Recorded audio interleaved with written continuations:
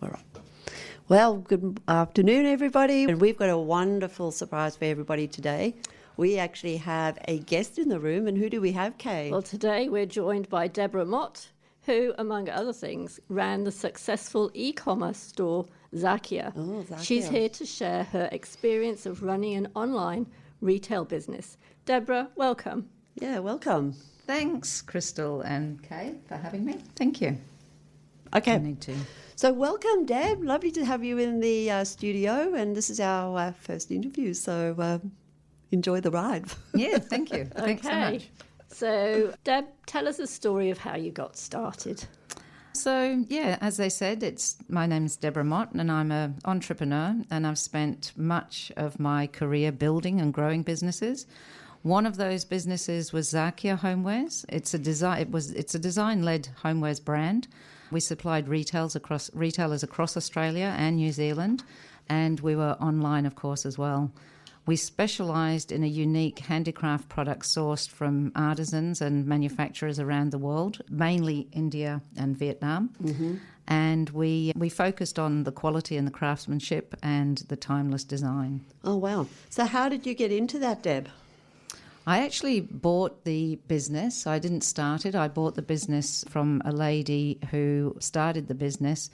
The main reason that she started it was to actually she realised that there was a gap in the market for handmade products. There was a lot of products on the shelves that were mass produced, and anyway, she only had the business for 2 years, and it needed to really be looked at not from the handicraft side. It needed to be looked at more from the business perspective, and that's when I stepped into it. Yeah. And how did you find wanting to buy? How did you even think about buying this business? How did you get in that? I was actively looking for something to do. I'd actually retired. I'd had a business before that. My previous business was Res Sleep, and I successfully sold that business, and I was actually retired.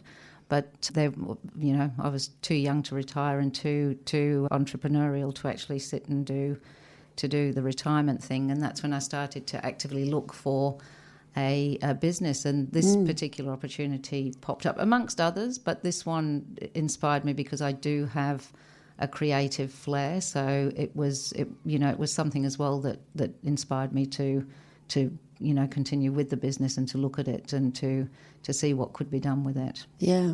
And why do you think she wanted to get out? Why was Zakkia on the market? I think she'd taken it to a level that she was capable of taking it to, and it was one of those things that it needed to have a lot more systems in place. But in saying that, it had been very well prepared. So, a lot of the preparation of the business, the processes and procedures, we continued on. But it just needed to go, it needed to be taken to another level. Yeah.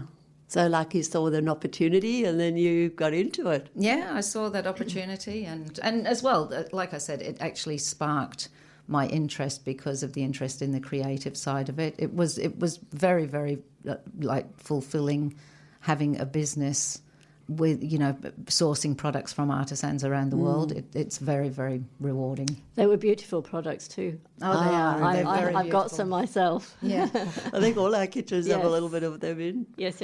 Deb, looking back, what was the hardest part of the journey that people didn't see? Probably the biggest challenges was competing against cheap imports and copycat products, and it is an area really. There's a lot of homewares out there. There's a lot of competition, and we would spend months developing and designing, and then see similar products just appear in retail stores that they literally had taken our products. We were a leader in the game as well, so a lot of people looked at Zakkia products and wanted to replicate those designs, and it was genuinely, copycat of Zakkia products that were out there. Yeah.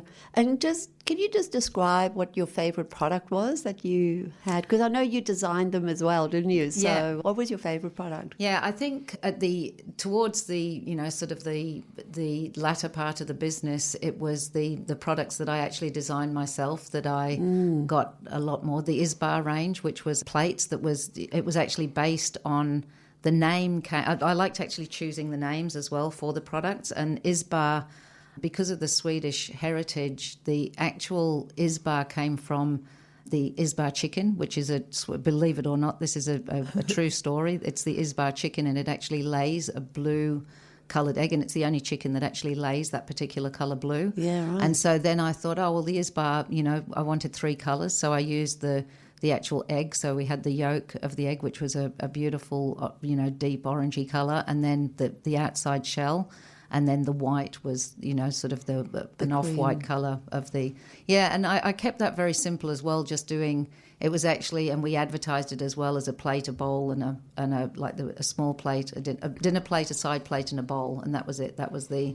And there was a mug as well involved in it. So there was a mug, a side plate, a dinner plate, and a bowl. Oh, I remember those, and I used to love seeing the colours of that. What I know, e-commerce, right, is a big thing. A lot of people have e-commerce sites, and so how did you find that going from your Res Sleep, which was obviously a retail store sort of environment where people came to you, versus a online platform? So what platform did you use? I can't remember what it was called either, because as the bookkeeper, Shopify? I used to No, go. we didn't. It wasn't Shopify. I can't remember either. I can't remember what It'll it come was. to us. It'll come to us later. Yeah. All of a sudden, bang, we'll... Yeah, have so, but how did you find that sort of going from a brick and mortar sort of place to an online sort of environment? Yeah, so the challenge with Zakkia was that it wasn't just purely online. For a business, the style of Zakkia, we needed to sell business to business as well.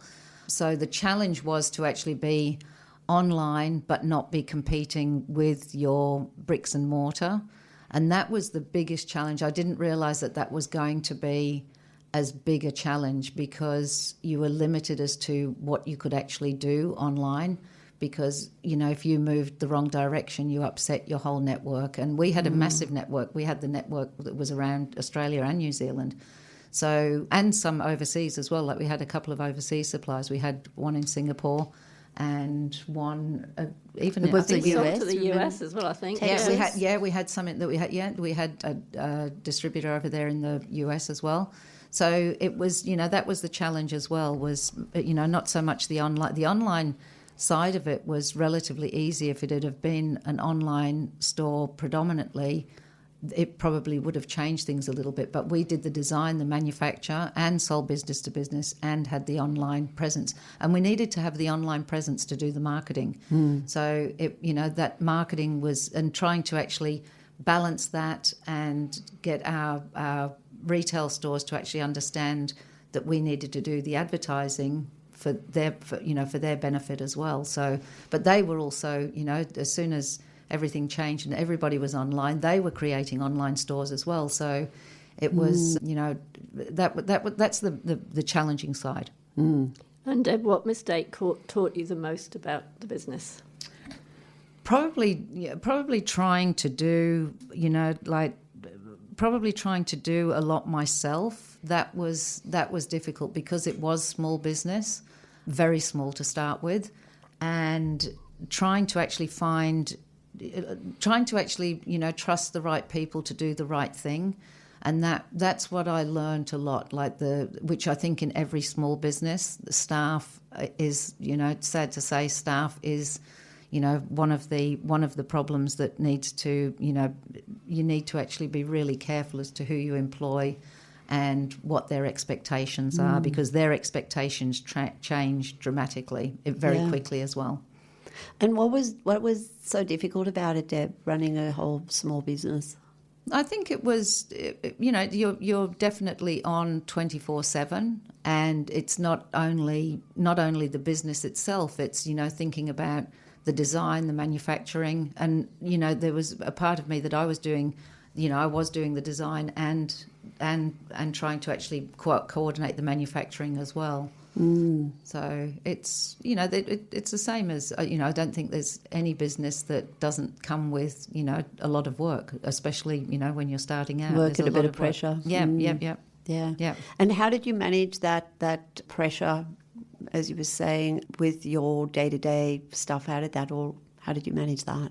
Yeah, I think I handled it well. It was, I think the business itself was rewarding enough to be able to, handle what needed. And, it wasn't all doom and gloom. It was, there was beautiful trips over to Vietnam and to India and things like that. So, but you also had the manufacturers that you were actually, dealing with. They had families to feed. They were only small business as well. So, they needed their orders.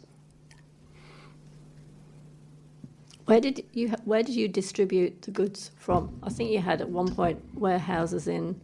Yeah, no, we did. We had a main warehouse in Sydney, so everything got distributed from Sydney.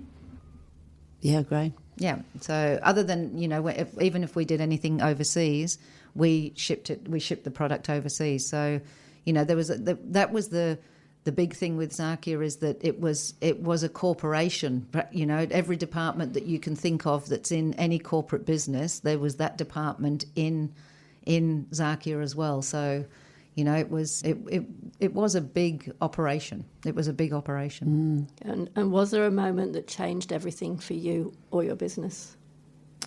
I think COVID was the big change for Zakkia. Yeah, I remember that. Yeah, that was the real big change for Zakkia. That's when we the business wasn't sustainable after that, and I probably.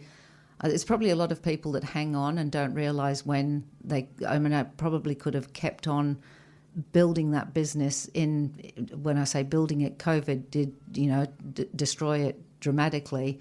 But I may have been able to, sort of hang on and keep going. But I think I realised that it was something that wasn't sustainable long term. And now looking back, I don't regret that, because COVID probably was the indicator. We did extremely well during COVID as an online business, because that was the instigator of it. We couldn't actually sell to retail stores, so our sales on the internet went over completely through the roof. But the problem that happened was that all the shipping and everything was then very expensive, and that's what we couldn't. Everybody was sitting at home, remember, and doing online shopping, and then looking in their cupboards and going, we need to renovate this, we need to change this. I need some new plates, I need some new this. Yeah, well, I think we had some of our record sales during, but that wasn't that wasn't the whole aim of the business, because to do that, we would have had to have gone, to suppliers that just weren't going to, it wasn't the same as an artisan supply business. We could have done that, but that wasn't wasn't the business model at all. The business model was to use artisans to actually produce handmade products properly. Yeah. So what is something that you believed 10 years ago that you no longer believe today? Whoa, 10 years ago, what did I believe? When did you start Zakkia? Yeah, what year was that? 2009. Okay. So that was that was Red Sleep 2014, I think Zakkia was. So I probably always thought it, but the main I think staff, like I don't like to talk of people, but I think what I've learned a lot along the way is that I always used to say to people, nothing has changed. The business hasn't changed. You've changed. And I think that's one of the big things that I've learned, that people do come into a business. They take the job and they take on the role, but then they change. And the business is still going on exactly the same. And if you could rewind an interview, with somebody and, say to them, this is what you actually said that you were going, wanted or whatever. Nothing has changed, but you've changed. Your attitude towards the business has changed. The hurdles that somebody has to go over. And especially with small business is difficult because you need to employ people that, can pivot. Like they can't just have one role. It's impossible to, and that's hard on people as well, because we're trained to do specific roles. And, how many times have I heard, that's, not, my pay level, or that's not whatever. But I personally have never been like that. I started my career from the bottom, like from, I don't have a degree. I've got a good education, but I don't have a degree. And there's nothing that I've asked anybody to do ever that I haven't actually done myself in either in corporate or in small business. And that's, a mentality that you can't force that mentality on people. Do you find that as a small business owner, you kind of hope or expect the staff to think the same as you do? And they actually don't, because they don't own the business. So expectations may be high. Yeah, I'm not sure that I expect them to think the same as me, but I kind of expect them to maybe adapt the same. And that's, where the resistance is. For them to adapt is sometimes not possible. So, and that's why they're not entrepreneurial. And, balancing that is a massive task. It's a massive task, and it's a draining task as well. So it drains you. I've got a question. You talked about pivoting. How did you pivot during that time? Oh, I had to pivot. Like I was pivoting like no tomorrow. Like, I mean, I'd come off a business that we'd grown. I had a great business partner in ResSleep, and we'd grown a massively successful business. What was ResSleep, by the way? ResSleep was, we had a network of clinics around Australia testing and treating for sleep apnea. Yeah, right. So that business was very, very well sorted. We'd gone from 5 clinics to 17 clinics in 5 years.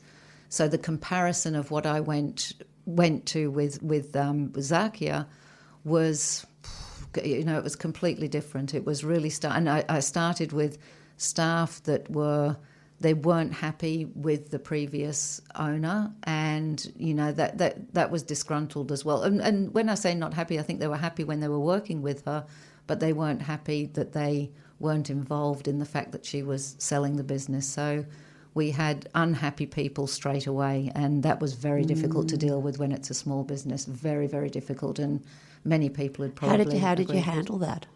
It was difficult. One of them left straight away. And the other one stayed for a little bit. There was 2 predominant girls that were there, and one of them stayed for a little bit. And then when we decided that we'd move the business to the Northern Beaches, that's when she, sort of kicked up and said, "No, I'm not doing that either." So how was that for you then, losing 2 key people? It was it was bad. That wasn't a good, and especially the industry, we weren't familiar with the industry yet as well. So it was hard, but we did get a lot of support from the previous owner. Yeah. She did help us if need be, like we did. But that was, help from afar. It wasn't like having somebody in the business. So it was a difficult time. Like I honestly can tell you that the actual, sort of flow of Zakkia was, if anybody could have gone through, a small business that, just through a lot of hits and just things that happened, it was very notable as to, the distraction. Then we had people join the business that weren't really that familiar with the industry.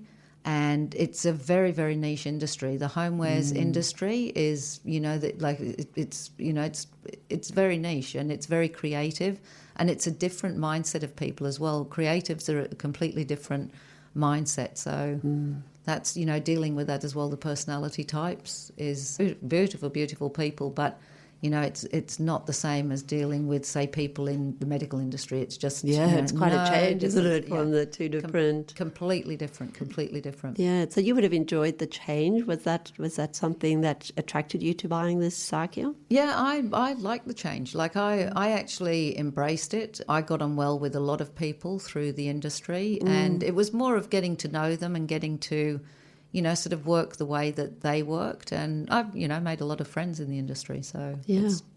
Tell me just a quick question about your background. Were your family entrepreneurial? No, not at all. No. I wonder where you got that gene from, huh? I don't know. I think my dad was, well, my mum and my dad were both very hardworking, individuals. So it was. And you had a really interesting childhood too, didn't you? Yeah, very much so. Do you want to share a little bit of that? I lived all over. I know you can speak Spanish, right? Yeah. See, well, yeah, I've lived all over the world. Like I lived in South Africa, then I lived in South America. And I went to school, like I didn't, I literally went to school in those countries as well. So I had a good exposure. Then I lived in the Middle East as well, in Jordan. And was there South America as well? South America, yeah. I lived in South America, in Peru. Yeah, in Lima. So, Peru. No, Peru. In Arequipa. Arequipa. In Arequipa. Right. So how did you end up in Australia? That was my first It's been a man. relationship. Yeah, it was a man. Yeah. Yeah. Okay, back to business, ladies. Yes. What's one thing that most people in your industry get wrong? Oh, Do you think? Boy, one thing. I don't think there's one thing that people get wrong. I think there's multiple things that we get wrong.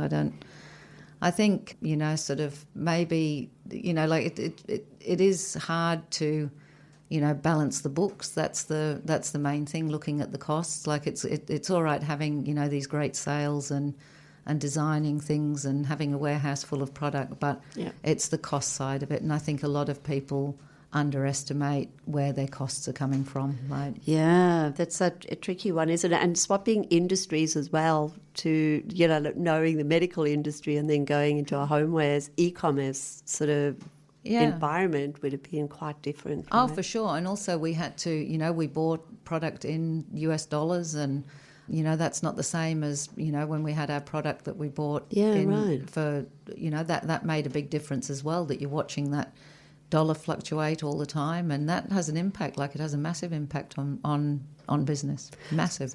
So when you bought product from China India and Vietnam, what sort of currency were you purchasing? US. US. So everything was in Everything was in US coming dollars. back to Australia. Yep.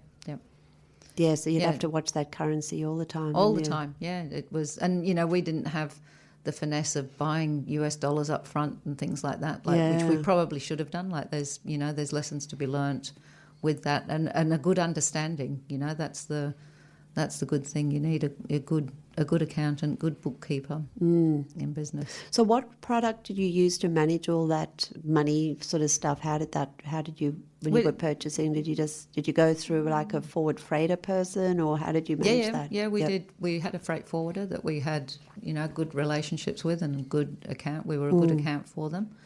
And you build those, we would get, if we could work that properly, and we had the need for container loads rather than, park containers, then that would work. Our big problem as well was New Zealand. Like New Zealand, you can't just ship into New Zealand from, it had to come to Sydney first of all, and then we'd ship over to New Zealand. And shipping by sea freight to New Zealand is practically impossible. So why's that? There just isn't the need for it. There isn't the call for it. So there's not much. No, so most things would go over by air freight. Yeah, right. Yeah. Well, and in New Zealand as well, with there being the North and the South Island, we had customers in both. Gosh. And they used to, try and consolidate sometimes to be able to get a shipment over there, because they weren't buying in, massive amount of product. It was, so it's difficult to balance that side of it as well. How did you get into New Zealand, by the way? The social media, the actual Instagram page for Zakkia was massive. Like it was a boomer. So it was definitely done very well. Like the the actual exposure. And is that where most of your business came from, through Instagram? For any of the homewares style businesses, Instagram is, and you know, there's Pinterest and things like that, but Instagram was the main social media. Did you have someone to manage all your social media? Yeah, well, we did. That was up and down as well, because they come and go, and it's expensive as well for having some external person to manage your socials. That's another big cost, and you know, you've got to look at your return on investment sometimes, and sometimes you can't see that return, but it's, you know, that's another thing of taking into consideration when you're starting a small business is how are you going to manage that, and it manage the cost of it, not just manage the social media. It's managing the cost of that social media person, and you'll hit some good people that will be internal. They'll do it for you internally, but you know, then they leave, and it leaves a gap. So how did you manage that? I did all sorts of things actually. I had a couple of people internally. And then I also used I outsourced it as well to consultants outside of the business, which was good. But, you know, it takes a long time for them to learn your business as well. So you can't just let them go. You've got to actually handhold for quite some time. How many followers did you end up having on your Instagram account? Can you remember? I think it was like 58,000 or something. It was massive. It was for its time. It was really big. Yeah, it was big. Really interesting stories, and love what you're doing. It sounds like a lot of fun and a lot of hard work, doesn't it, at the same time? Also we've just worked out what your previous e-commerce store was. Neato, that's it. Yeah, boom. I remember that. Yeah, we all had a bit of Alzheimer's or whatever you had there. Yeah, we did, didn't we? Old people syndrome, People syndrome. Yeah, so Deb, what systems, habits or routines have had the biggest impact on your success, do you think?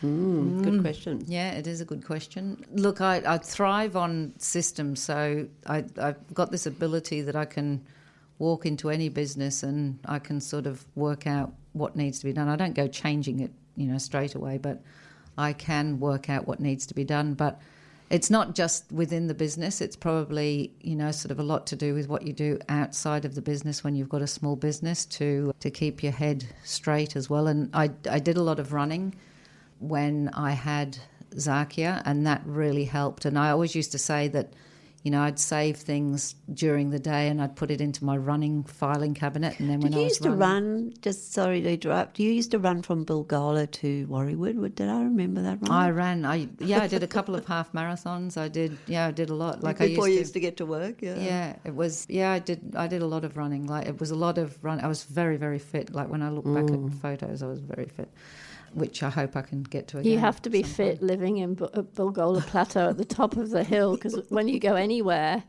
you have to come back and up the hill. Or ride up the hill. I actually used to, or still do, past Deb. Yeah. Oh, she's coming up, I'm going down, or the other way around. But anyway. But yeah, I've taken to my little bike riding now, so it's easier to get up the hill on an e-bike than anything else. Yeah, amazing. So what other systems did you use then, that you said you're a real systemised person? What other systems were you using in the business that really helped you? Like mainly any type of system. I mean, we had Xero for our financials, and we had Neato, which worked well together because Neato did a lot for the e-commerce store, but just anything that, you know, if you can be systematic about it. And that's what I think a lot of small businesses think, that they don't have to put in a system because they're too small. And that really annoys me, because you have to, like, regardless of how small you are, you need to get those systems sorted, and it's much quicker and easier if you get them sorted when you're small than when you have to go and backtrack. And that's what I've always done in any business that I've been in, and any corporate that I've worked in as well, is that I've put systems in place.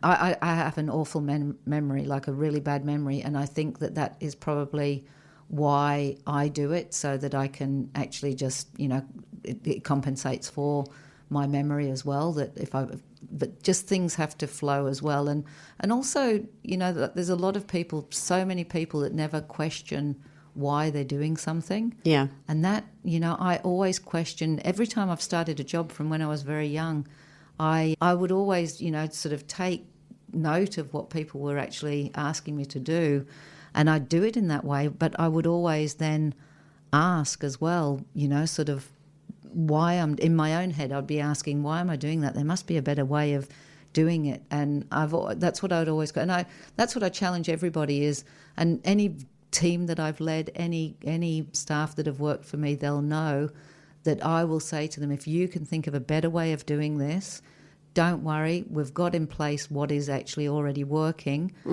Let's run with what you think is going to be better, and if we have to fall back, we can. And I think a lot of people are scared of actually introducing something new, and they just sit there and do. I'd ask people, why do you do it that way? And they'd go, because Jan, the lady before, told me that that's how I have to do it. Yeah. And they'd never think of, sort of, I could actually change that and I could do it a lot more efficiently. And I think when you're in business, that's so important. So it's probably the number one thing is to cut out anything that takes you longer than you need to take to do something. And, that's a cost saving because your time is, money. I'd say that's a great piece of advice to any new business owner. Yeah. Don't just do things the way they've Or always... existing business owners. Yes. Not just new. Yes. But also get your systems in place. Like, So systems, I just want to define that a bit deeper. Yeah. So I know everybody uses the word systems, but so you're using Xero, you're using Nito for your products and for your sales. What other systems were there in place? Did you have like an operations manual? Did everybody have a set of tasks they did every day? How did that look? Yeah, Zakkia had a complete manual for everything. We used Google Docs. No. What's the web-based thing that you put all your documents in? Google. No, not Google anymore. The older one, Dropbox. Oh, Dropbox. Dropbox. Yes, sorry. See how bad my memory. Yes, I remember Dropbox. That's my Dropbox got mixed up with your Dropbox. Yeah, And yes. But everything was contained in Dropbox for the whole operation of. I learnt a lot because what ResSleep taught me was that ResSleep was actually a franchise business, so we were franchisors. So that was imperative that we had all our systems in place. I did my franchise certificate, so the qualification for franchising, and that's probably even more critical there, that you actually from opening the door. So when people talk about systems, it's not just a computer system, it's everything to do with the business, everything, so that if you're not there as an owner, you can actually operate your business. Like even from the simplest thing of opening the front door, if somebody has to get there and open the front door and you're the only person that knows how to open the front door, then you can never open the front door. You're buggered. the front door doesn't open. So, that's one of the things that you've got to, and that's what I talk about systems. It's not just... And that's a solution for it being quicker as well. Other than, if you didn't open the front door, you'd have to phone somebody, you'd have to do, it's, an hour's work before you open the front door. So all of those things, I don't think people should categorise systems as being, you've got to have a computer system. It doesn't matter if it's the best, paper-driven system, that as long as there's a system there that actually works and that you've got a system in place that if you're not there, somebody can pick it up and read it and understand it. What was your favourite saying again? Washing the windows, sweeping the floor. Oh yeah. Can you talk a bit more about that? Yeah, I can talk about that forever. No, that was one of the things, when you had staff, especially in small business, and you have staff that they want to be creative, bless them, and they want to do things, but that like it's like the tap's dripping, they want to go and turn off the tap, but that tap's dripping and you're going to get to it and you're going to fix it, but you actually want them to be doing something else, not fixing the tap. And I used to say, there they are washing the windows when you want the floor cleaned. We know the windows are dirty. We know the windows are dirty. We can't see through them, but at the moment the floor is the important thing and we've got to concentrate on it. I like that. And that's, and they'd be off, no, but I need to clean the window. No, but the floor, back to the floor, please, everybody. Yeah. So if you put that in real business, phoning clients. Can you just phone the clients and over she wants to go do the Instagram or whatever? And you go, no, the clients have to be called. That's like 10 washing the customers today, not the windows. Don't stop looking at the windows, like they're not going to be clean. But and I think that's that's human nature to actually distract from. And I can honestly tell you, being in a creative business, it is even worse. You can imagine all these beautiful more window colours. cleaning. That you can imagine all these beautiful colours and pots and everything, and they all want to be crowded around, giving you ideas of. But those customers need calling. We'll talk about the colour of the pots later, but the customers need to be called. So it's that's challenging. And you can't. You want the input from people as well. So it's a balancing act, and it's a very difficult balancing act. Yeah, for sure. So, Debbie, if you lost everything and had to start again tomorrow, what would you do first? So if you had to start again tomorrow, what would you do first? Are you like in a business? Yeah, in a business sense. Or would you start again? There's always a part of me that is interested in any business that starts. I think, the enthusiasm has to be there. And I think that's what we lack probably as we get older and closer to retirement. We're thinking about other things. But I don't know that I would do anything dramatically different. Probably with Zakkia.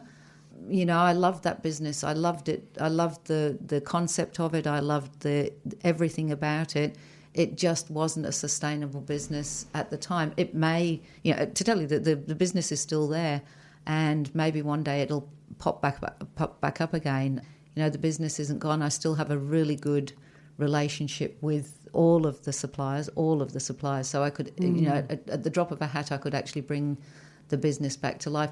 If I did do it again, to answer your question, sorry about that.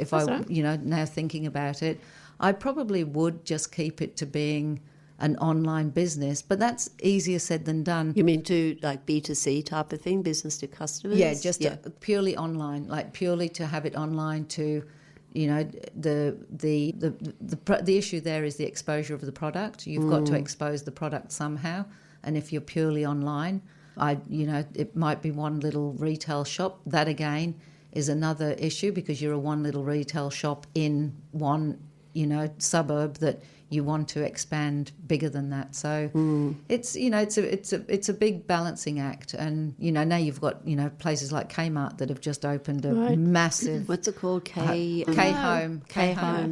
Yeah. So that's going to be a massive competition for a lot of people that are in the very curated area of. And they pick all the Homewares. popular designs, don't they, and then bring in their own designs around that. Well, they have the ability to mass produce them in China, wherever it is that they're mass producing. But that wasn't like I said before. That wasn't the business plan for Zakkia. Zakkia was artisan, handmade, and that's what we wanted it to be. And to support.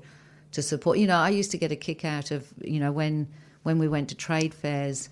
There'd be mugs, which was the Speckle collection, which was a beautiful, beautiful collection that you'd actually see the imprint of one of the maker's hands on the actual mug where they'd done they'd actually done the gloss part of it, and that was special. That was special. That was unique. That was a very unique thing about the product. So each one was an individual, its own little entity.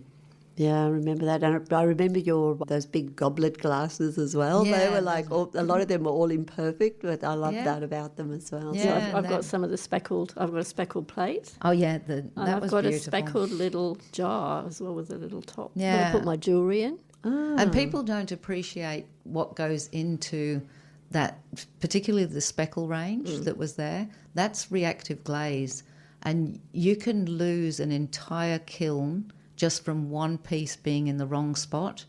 And it's a very, very special way of actually producing product, and it's not appreciated. So the price then comes into it because, to produce one of those plates, people are like, oh my God, I'm not. But that is a special plate to eat off. Like that's, or the mug is a very, very special mug. But it's whether, your audience is appreciating that. Yeah. Something that's going through my mind, and it might be the wrong thing. I'm thinking of the Amazons of the world. A lot of people sell their products through Amazon. I don't know what you think Yeah, about we did. that. Zakkia sold through Amazon. All right. Yeah, Yep. well, Amazon didn't. They had to actually retract because they had a very, very weird system that they actually. It wasn't so much. We didn't sell it. There's a couple of ways of selling through Amazon, and Amazon actually invited us to stock the product within Amazon. Okay. But what happened was that when the stock was actually low, they would then place another order. I remember now. Yeah, and it was really like, but then they, sort of over-ordered, and then they'd be sending back the product, but then they'd order it again because they were out of stock. So I actually brought that to their attention that it was, we ended up pulling out. We pulled out from them because they weren't doing a great job. It wasn't the right platform as well for the product that we had. They thought it was, and it wasn't. So it was, We it was haven't mutual. spoken about your 3PL, your third-party logistics, that sort of thing. So you brought the product into Australia, and then obviously you didn't have it at home in the garage. Oh no! Yeah, we had a 3PL over at Chester Hill, and they did a fabulous job. They were a fabulous job. So, but it was still we had to monitor they picked and everything. packed everything for you. Yeah, they picked and packed, but everything had to be barcoded. So that was another element. It wasn't just small business like that for us to actually sell B2B. Every product had to be barcoded as well. So that was a massive operation. Just even though it was a third party that we were distributing from, we had to monitor the stock, do stock takes, do everything. How did you manage your pricing of your goods? So you manufacture, you then have online, and then you've got your 3PL plus delivery and all of that.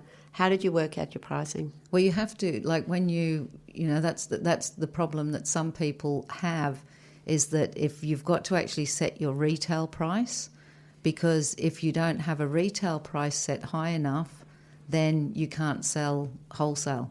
So your wholesale, and the majority of your product is actually wholesale. So you've got to have enough sustainability in the business to be able to sell your product. So your retail price is, relatively high if you're going to do, and that's why I said before, probably if you were literally going just business to customer like an online store, then it would be easier. But you've got to take into account when you're starting off small that if you do that, you've got to have enough margin to be able to give somebody else a cut if you want to go and sell in a retail store. Yeah, So, that's the tricky part, isn't it? You can yeah. set your retail price too low. Oh, way too low. Or you could set your buy price too low, and then if you go sell to like a bigger entity there where they have their different fees and cuts and everything, and then you can find that your margins are way too small. Yeah.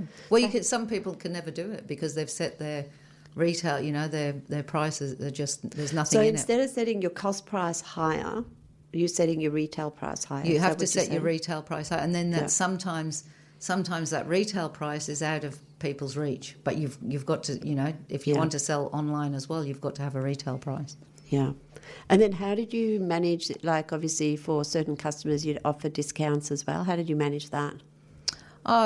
Look, we didn't discount that. That's what we tried not to do. When you're doing sales online, you've got to offer, a discount. So but really discounting was, what we'd do if we were online selling at a discount, then we'd discount to our wholesale as well, so they'd be able to buy cheaper, so they could actually sell it cheaper as well. Because if not, because it was a small, niche product, people would go, oh, well, I'll just go onto the Zakkia website and buy it. Yeah. So instead of going to the shop so we had to make sure that they could afford to actually put it at the same price. When we went on sale online, we had to make sure that they could go on sale, and that was it's hard to balance it. Yeah, and what was that Friday? The November sales. What was that called again? The November. Black Friday. Yeah, Black Friday. Oh, that's global. So yeah, you did really well in those ones. Didn't you? But it was also it was good, but your margin shrink dramatically during those times. So you've got to sell a bit of volume. What's your advice to the listeners? And just, Deb, if you could just give advice for people who do have the online stores around that pricing? What would be your words around that? Oh, they've just got to make sure that they set their retail pricing, like their retail pricing, or they have to think about whether it's worth the product. Like to start with, they've got to have a look at it and go, boy, we're going to have to sell this for X amount of dollars retail so that we've got enough room to be able to sell to wholesale as well. So that's the balancing thing, is when you're in both areas, which a lot of homewares businesses are. They need to be in both areas. They've got to be selling business to business, and it's a catch-22 as well, because they've got to be doing that to get exposure for the product. So they want it in as many retail outlets as they can to have exposure, but then they've also got to have their own website to support marketing and sales and things like that as well. So it's a balancing act, and I the advice is that retail price has to be, and then you've got to test the market. Would somebody pay $100 for one plate? That's the question, and how many are you going to sell? We only did small batch manufacturing, so it wasn't, and that's where the difference is. If you're doing mass production, well, or you can buy in mass for, your cost comes down, when you're buying more. For us, it didn't really, because there were small artisans that we were dealing with. They weren't really interested in us talking to them about mass production, because they couldn't do mass production. They were doing small artisan batches, and that was the price. And that would have been good for the storage of all the product too, right? Like before it sells, obviously the more stock you have, the more it costs you, right? So especially if it doesn't sell. Yeah, I probably would have done something a little bit differently. I may have kept more product over in Vietnam and India. Worked out, that's probably one different thing that I would do if I was doing it again, or if I restart the business. I would probably store more product over there and bring it in when I needed it, not have a massive third party warehouse. But that's another balance, you've got to, it's not just a yes, that's definitely the answer. You've got to test that as well and see how that goes. Yeah, for sure. All right, we're getting towards the end now, I think. Al, what's the best piece of advice you've ever received? The best piece of advice that I've ever received is probably to not be just not to be complacent. You've just got to be careful. That's the best piece of advice that I've had. What do you mean by complacent? Well, you've just got, not to assume. You can't assume that you've got to actually keep going. You can't assume that everything's okay all the time. You've got to literally be on your guard in business. You've got to be watching everything. Yeah. You can't, once you take your foot off the accelerator, you've just got to be careful. You never be complacent. You can never take everything for granted either, can you? No. Things change. If you think about your business from 2014 to post-COVID, you only closed it last year or the year before. What were all the different, I know we're going through another funny stage again with the economy and, the wars and all this sort of stuff. So what did you go through in that time? Because I know it's never stayed. Something is always happening around the world and in our environment, so... Yeah, I think, COVID was the big one, I think. Very big. I think that was the very big one. I mean, before, with Zakkia, it was, we were still, sort of learning the business, getting used to it, getting into it, and then COVID hit. So it was, and the thing was, COVID was bittersweet. It was really good for the business. But then, when all the shipping costs, went through the roof and everything else, that's when it was like, no, we can't do this. It's just not, it's not possible. Yeah, it's not possible to do it. And you've got to make a decision at some point because you don't know when it's going to end. We were all in the same boat. We didn't know what was going, it's the same as whatever we've got now. The petrol crisis. Yeah, we don't know, is it going to end? Is it, that's the thing, is that, and that's why you can't be, you can't, there is always something around the corner. It's, there's not, you can't sit there and just think, smooth sailing. Wouldn't That would be nice. There's no such thing, is there? So if every small business owner listening today could do just one thing this week, what would you tell them to do? Oh, I'd look at their costs, where all their costs are coming from. Like, that would be the first thing. If they don't know, and not even, they probably do know, but they need to actually go through their costs all the time. They probably don't know. So that's the biggest thing. How did you do that in your business? I was onto it. Like, I did. I watched, and that's probably why I called the business, at the time that I did, to actually put it on hold, was because of the costs in the business. Like, it was, yeah. But we were on top of. When I say we were on top of, I was aware there was. There was times when I had to make some very, all through my career, I've had to make some very, very difficult decisions on costs, like where the cost savings come from. So it's not new to me, but I think it's one of those things that, some people are just, they're either blind to it, they don't want to know, or, they literally, when business is going well, nobody cares about it. No. Nobody cares about it. When your business is going really well, it's like, never mind, but you need to know what those costs are all the time, or they'll get you. They'll get you at some point. Yeah. Interesting, isn't it? And what's something you've learned about building a successful brand that most business owners get completely wrong? So what's something you've learned about building a successful brand that most business owners get completely wrong? So what have you learned that other business owners get wrong? Oh, what have I learned? I've probably learned a lot and got a lot wrong. Like, I've got a lot wrong. Difficult question. Yeah. What have I learned? I've learned, that you've got to actually watch everything. Like, you do have to watch everything in your business, but then you've got to balance that of being, you've also got to let people do their job as well. And it's very hard when you're, that close to the business, and most business owners are, and especially most small business owners are. We're very close to our businesses, and when you see somebody's not quite doing it the way you want it, it's very hard to not tell them.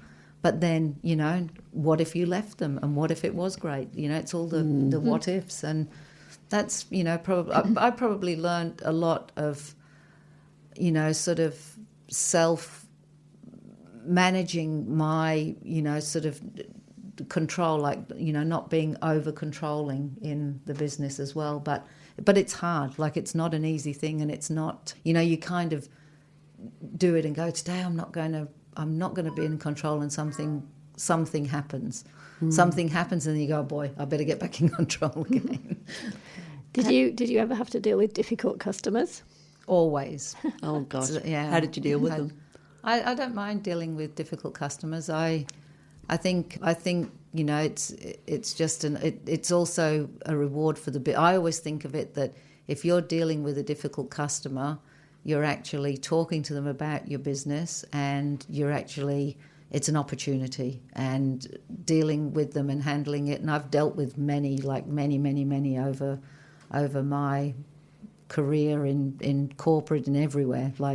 So it's not hard, but I think it's just a matter of understanding what and solving their problem. Like, if it's a genuine problem, and it can be solved, everything can be solved. There's nothing that can't be solved. I think I've always taken the sort of view that if you have a difficult customer, you're often learning a lot about how you can fix your business. So if you could keep some of your depending on what they're difficult about, but sometimes you can learn, like, might be a process or a system or something that we can improve that makes their thing. And, Australians generally don't complain, so they just walk away mostly.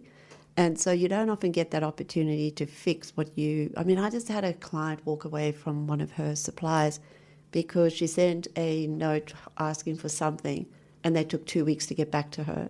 And then she sent another note, and they took another 2 weeks to get back. And she said, I can't work with people that take so long.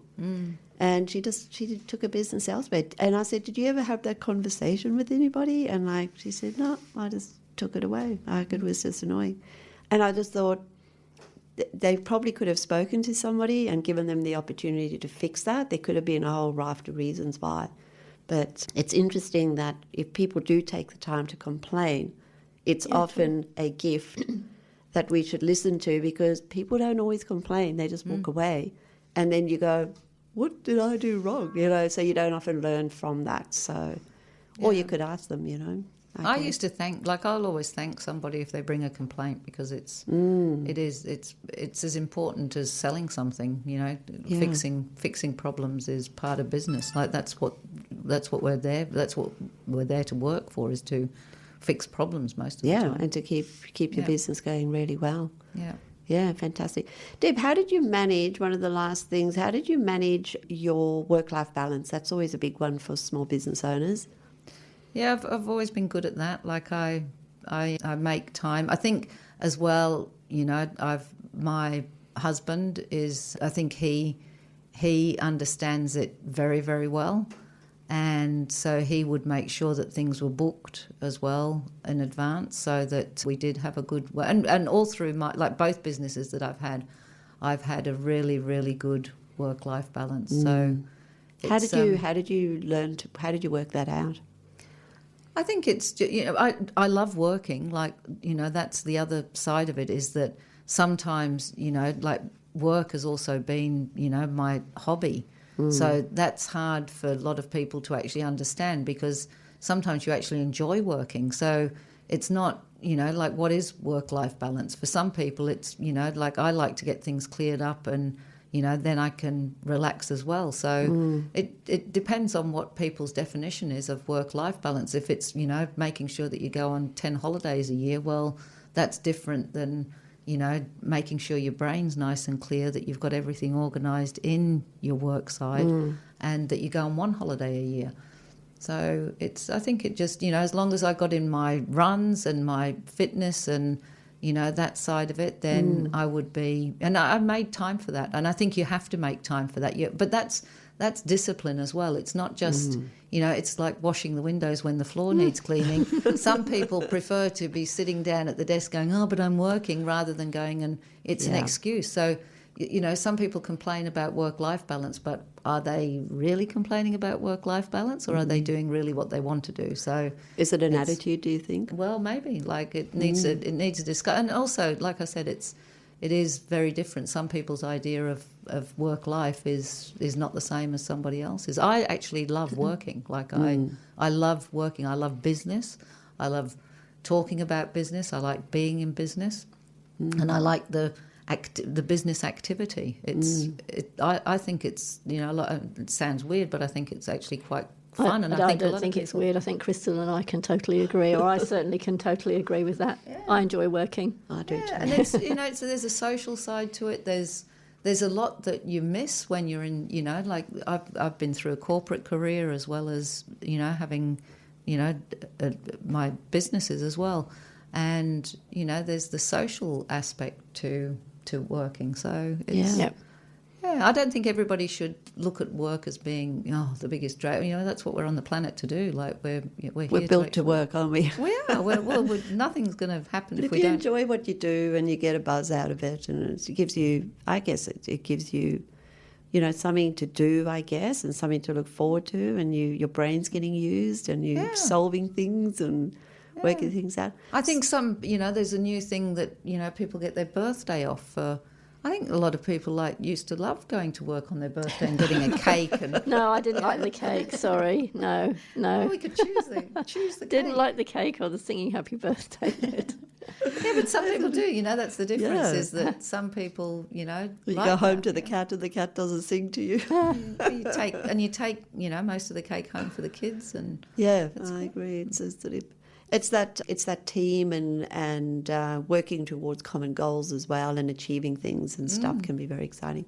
So what's next for you, Deb? What's on the cards? Well, I'm back at a business that I started 20 years ago. Oh my gosh, full circle. Yeah, so that's a funny story as well, because I sort of, as this sort of bit of a lull with Zakkia is there, that I was looking for something to do, and I caught up with the guy that we started the business 20 years ago, And he said, well, just come and finish what you started. So, yeah, so it's back in medical, which is quite exciting. So, yeah, no, I love doing that. And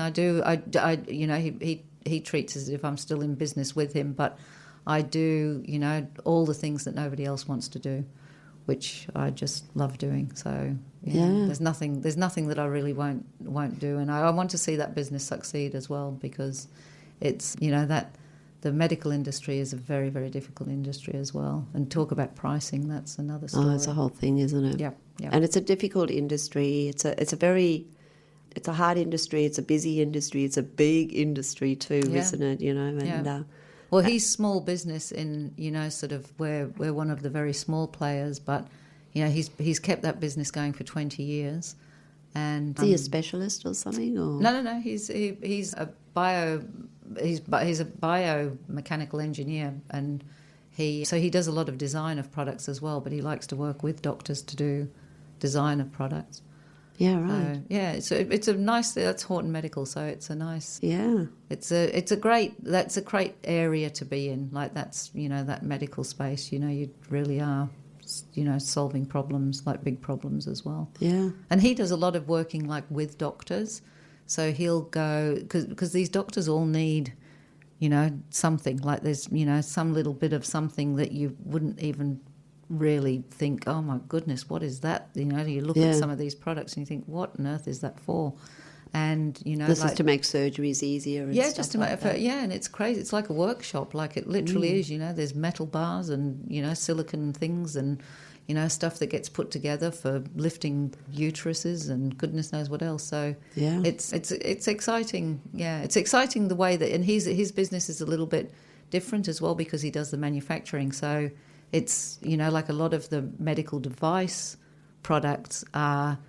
Distributors around Australia, and that's what they do. They bring them in from, the bigger companies and they distribute them. But his is a little bit niche because not only does he bring in a couple of products, but he also designs and makes some products as well. Sounds similar to what you used to do. That's it. It's a bit like Homewares, but in a different area.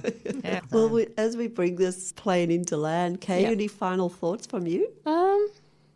No, I love your comment about the windows and the floors. I've not heard it before, and I absolutely love it. Oh, really? Yeah, no, I've never heard that before, so that's my takeaway. Yeah. Plus, I never realised or never actually thought before, and I should have, being a bookkeeper, about the fact that you have to put your retail price high if you're also selling wholesale. Yeah, I'd never thought about that. So, or if you're thinking of selling, the thing is, you've got to, some small businesses, and especially in the creative area, they go to the markets, they do these things, and they start selling the product at a very low price, and then think, oh gosh, I need a network, and then they're going, but what am I going to do with the price? I can't, there isn't anything to move here. Yep, so, it's interesting, isn't it? Yeah.